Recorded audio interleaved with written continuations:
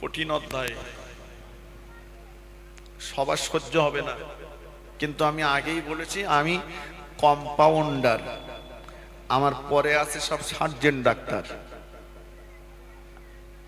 কম্পাউন্ডারের কাজ কি বলেন দিন? দোকানটা খুলে একটু ঝাটপাট দিয়ে, আর যদি কেউ প্রেসক্রিপশনটা নিয়ে আসে তাহলে দুটো একটা ওষুধ দিয়ে দেওয়ার। সার্জেন্ট ডাক্তার শুধু আসবে, রুগী দেখবে, প্রেসক্রিপশন করবে।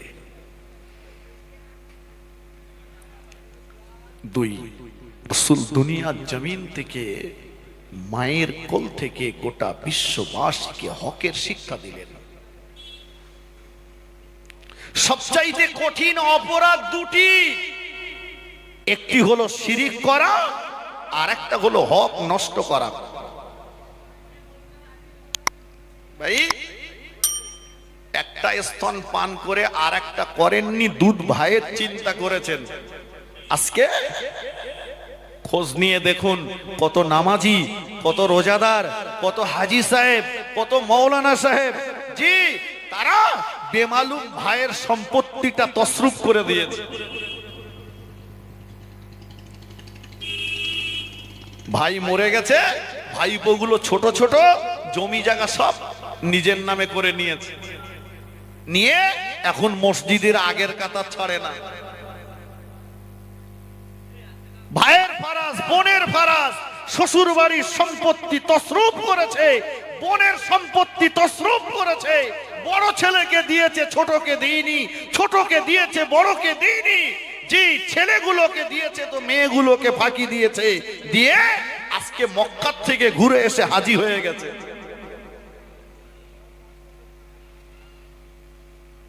হুকুকুল্লাহ আর হুকুকুল ইবাদ, একটা আল্লাহর হক আর একটা বান্দার হক। আল্লাহর হক, আল্লাহ বললেন ফায়াগফির লিমান ইয়াশা ওয়া ইউআযিবু মান ইয়াশা, আমি আল্লাহ ইচ্ছা করলে ক্ষমা করতে পারি, আবার শাস্তিও দিতে পারি, ওটা আল্লাহর ব্যাপার। কিন্তু কোন মানুষ যদি কোনো মানুষের অধিকার নষ্ট করে থাকে, যতক্ষণ ওই ব্যক্তি ক্ষমা না করবেন ততক্ষণ আল্লাহ ক্ষমা করেন না। আপনি বুঝছেন, ভাবছেন হয়তোবা রক্তের তেজ আছে, লাঠির বল আছে, জনবল আছে, পাটির বল আছে, গরিবের উপরে, অসহায় গরিব মানুষটার উপরে অত্যাচারের স্টিম রোলার চালিয়ে দিলেন, ঘর ছাড়া বাড়ি ছাড়া করলেন, রীতিমতো তার উপরে জুলুম করলেন। দুনিয়ার চ্যানেল আপনাকে বাঁচিয়ে দেবে, যতক্ষণ মাটির উপরে থাকবেন দুনিয়ার চ্যানেল কাজ করবে, যেই মাটির নিচেই চলে যাবেন পৃথিবীর কোন চ্যানেল আর কাজ হবে না। এবার শুরু হবে খোদার মার।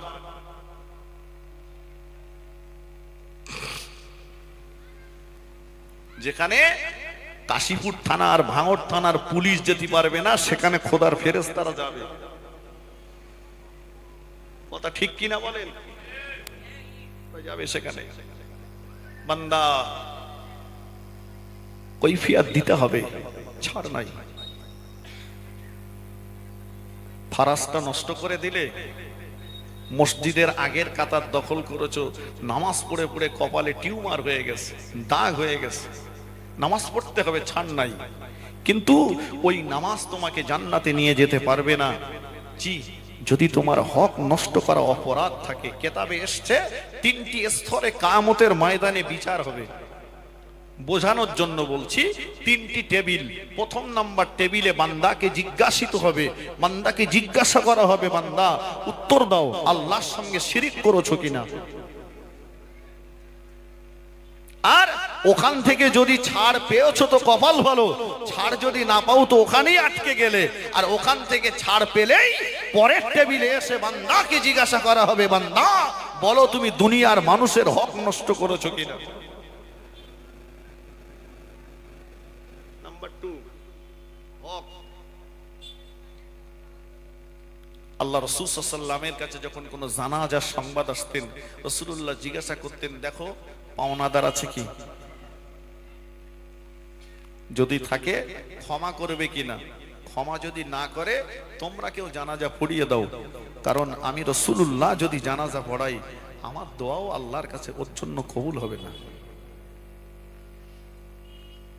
আপনি মনে করলেন 7 বিঘে মাল ঝাড়ে নে রাখি, পরে একটা বড় হুজুর এনে দোয়া করে গেলে ও বাবা মা জান্নাতে থেকে শুয়ে থাকবে।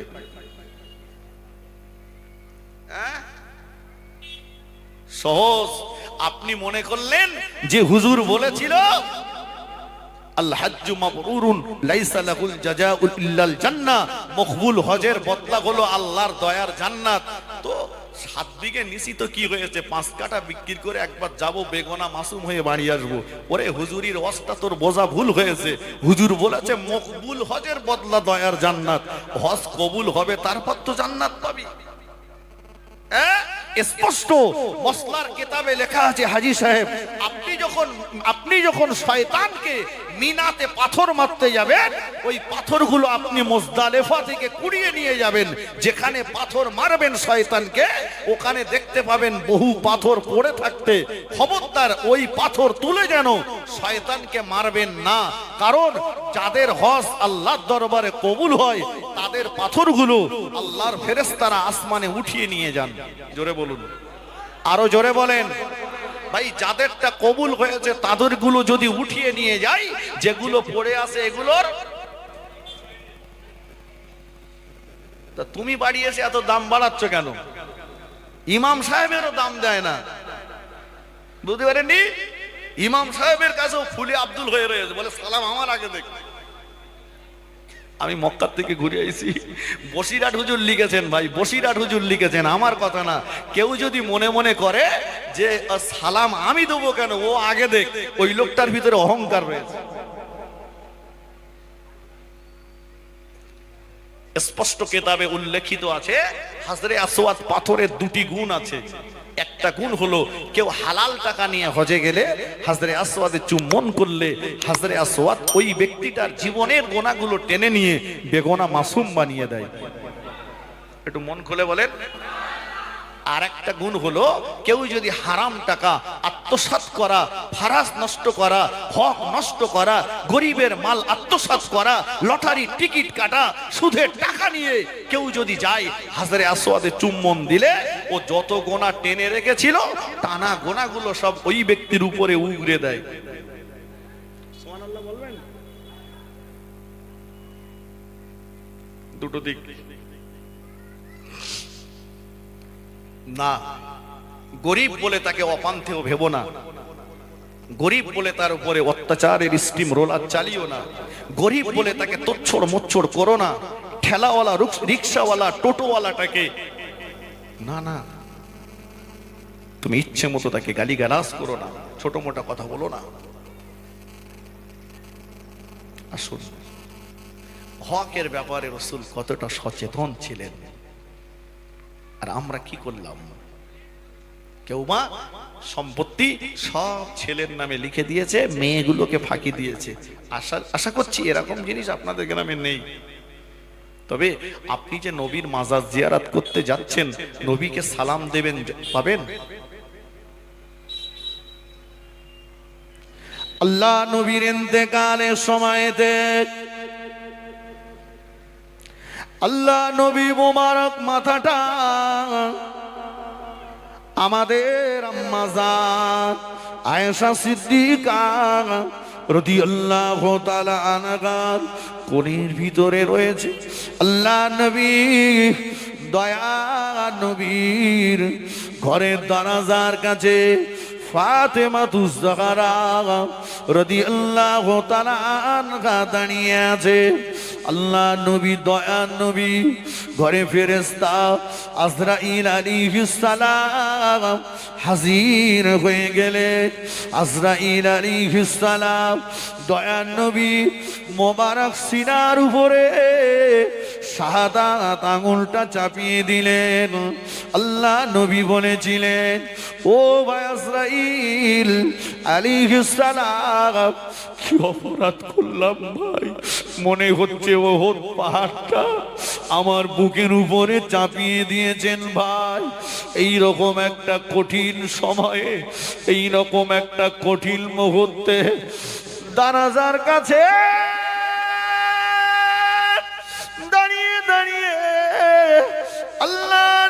কলিজার টুকরি নবী আমার নূরের জবানে যা সম্পর্কে বলেছেন, ও আমার সাবিরা, ফাতেমা তু সাইয়্যিদাতুন নিসাই আহলিল জান্নাহ, আমার ফাতেমা হলো জান্নাতি নারীদের সরদারিনী। ফাতেমাতুজ জাহরা রাদিয়াল্লাহু তাআলা আনহা দাঁড়িয়ে দাঁড়িয়ে জজ্জর করে কাঁদছে। আল্লাহ নবী ওই কঠিন পরিস্থিতিতে, কঠিন অবস্থাতে ইশারা করে ফাতেমাকে ডাকলেন, ফাতেমা, ও বেটি ফাতেমা, আমার দিকে আগিয়ে এসো মা। আল্লাহ নবীর বেটি আমাদের প্রভু জান ফাতেমা তুজারা রাদিয়াল্লাহু তাআলা আনহা দয়ার নবীর কাছে আগিয়ে গেলেন। নবী আমার দয়ার নবী হাতটা বাড়িয়ে দিয়ে ফাতেমার চোখের পানিটা মুছিয়ে দিলেন। চোখের পানিটা মুছিয়ে দিয়ে বললেন, ও বেটি ফাতেমা, কেঁদো না মা, এমন করে কেঁদো না মা। কেন দরজার পাশে দাঁড়িয়ে দাঁড়িয়ে এমন করে কাঁদছো মা?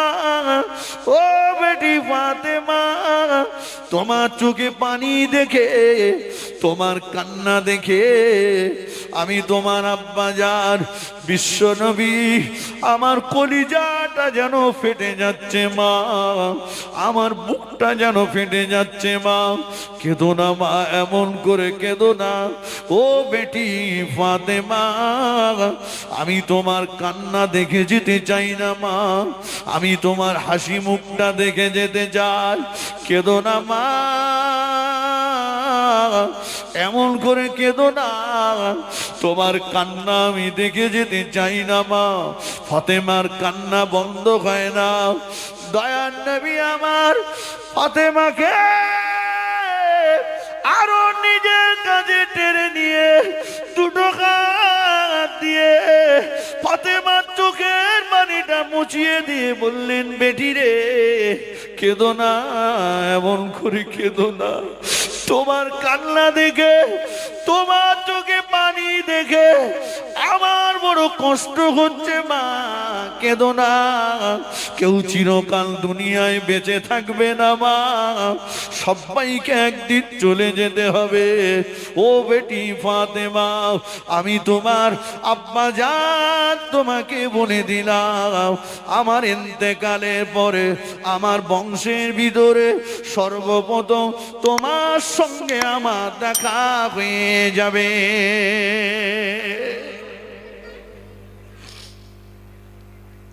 এই কথা যেই বললেন, ফাতেমাতুজ জাহরা রাদিয়াল্লাহু আনহা মিসকি মেরে হেসে ফেললেন। আমার বলায় বিষয় হলো, রাসূলুল্লাহ ফাতেমাকে হাসিয়ে গেছেন না কাঁদিয়ে গেছেন? একটু জোরে বলেন। হাসিয়ে গেছেন। আর আপনি সেই মেয়ের সম্পত্তিটা যদি তসরুফ করে যান, নবী পাকের কাছ থেকে সালামের জবাব পাওয়া যাবে বাবা? না না, বুঝে দেন, অধিকারটা নষ্ট নয়। আল্লাহ রাসূলকে নষ্ট করেননি, হক নষ্ট করেননি।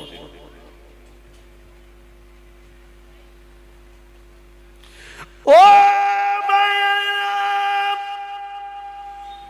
কান কাগজ শুনুন, বুখারী শরীফের ভিতরে এসেছে, কিয়ামতের ময়দানে আল্লাহ পাকের একটা বান্দা নামাজের পাল্লা তার ভারী হয়ে যাবে, রোজার পাল্লা তার ভারী হয়ে যাবে, দান সাদাকার পাল্লা তার ভারী হয়ে যাবে। আল্লাহ পাক বলবেন, ও আমার বান্দা চলে যাও, আমি আল্লাহ আমার দয়ার জান্নাতে চলে যাও। আল্লাহ পাক জান্নাতের ফরমান চিঠি জারি করে দেবেন। হঠাৎ একজন এসে দাঁড়িয়ে যাবে, আলামিন আল্লাহ পাক আপনি আপনার বান্দাকে জান্নাতে যাওয়ার কথা বললেন। আল্লাহ আপনার বান্দার বিরুদ্ধে আমার একটা অভিযোগ আছে। কি অভিযোগ বান্দা? আল্লাহর বান্দা বলবে কদ্দারাবানি হাযা, আল্লাহ আপনার বান্দা দুনিয়ার জমিনেতে আমার গালে অন্যায় ভাবে চড় মেরেছিল। দুনিয়ায় ওর ক্ষমতা ছিল, ক্ষমতার বলে আমার গালে অন্যায় ভাবে চড় মেরেছিল। আল্লাহ আমি দুর্বল ছিলাম, আমি জয়ীফ ছিলাম, আমি প্রতিবাদ করতে পারিনি। আল্লাহ প্রতিবাদ করতে গেলে আবার আমাকে মার খেতে হতো। আল্লাহ দুনিয়ায় প্রতিবাদ করতে পারিনি, আজ কিয়ামতের ময়দানে তার উচিত বিচার চাই।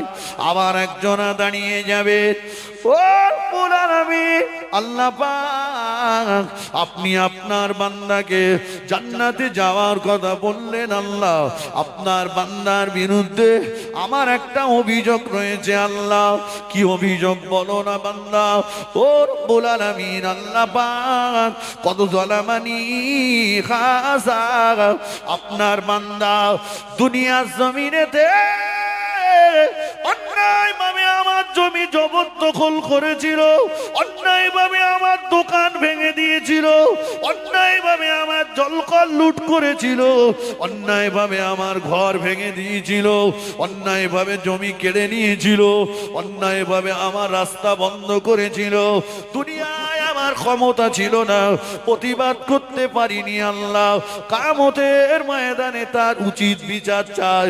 আবার একজনা দাঁড়িয়ে যাবে, আল্লাহ পাক আপনি আপনার বান্দাকে জান্নাতে যাওয়ার কথা বললেন। আল্লাহ আপনার বান্দার বিরুদ্ধে আমার একটা অভিযোগ রয়েছে। কি অভিযোগ বলো না বান্দা।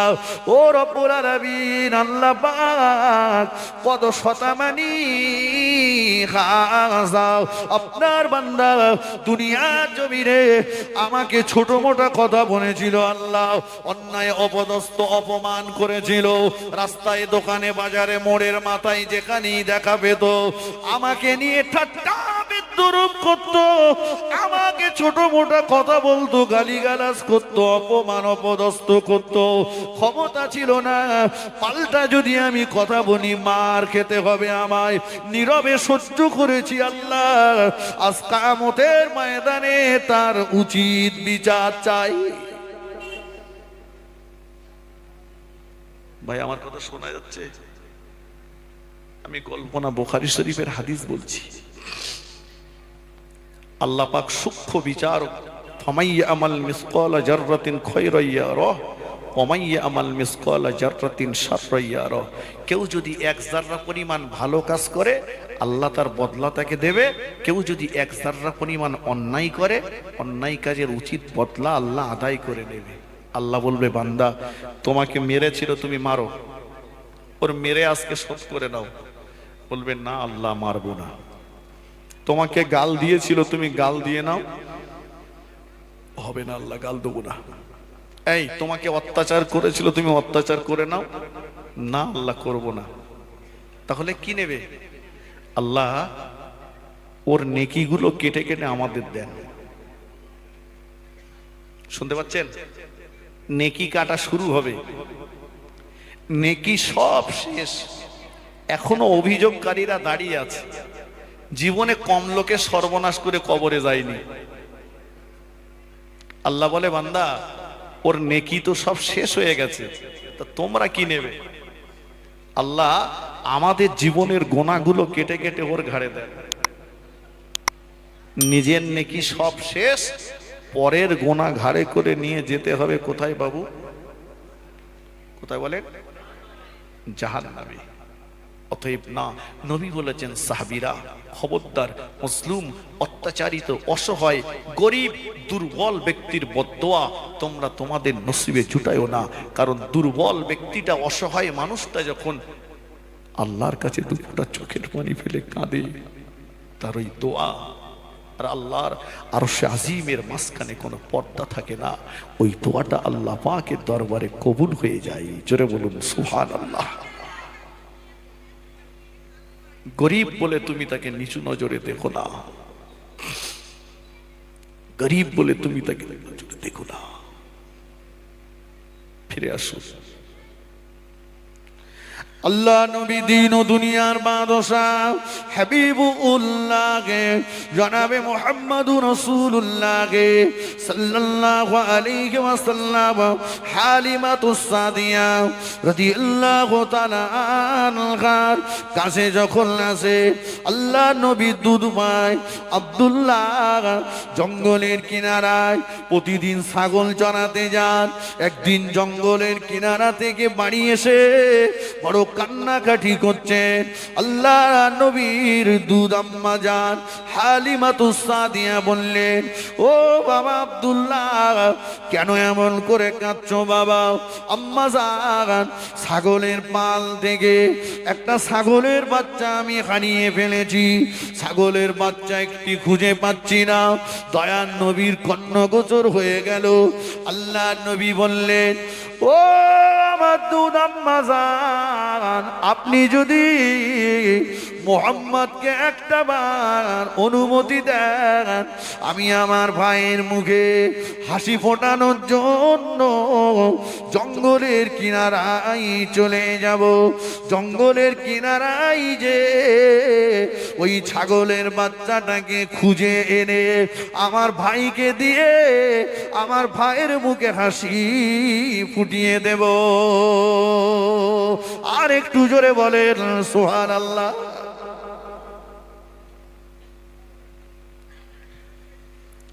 আজকে ভাই ভাই আলাপ নেই,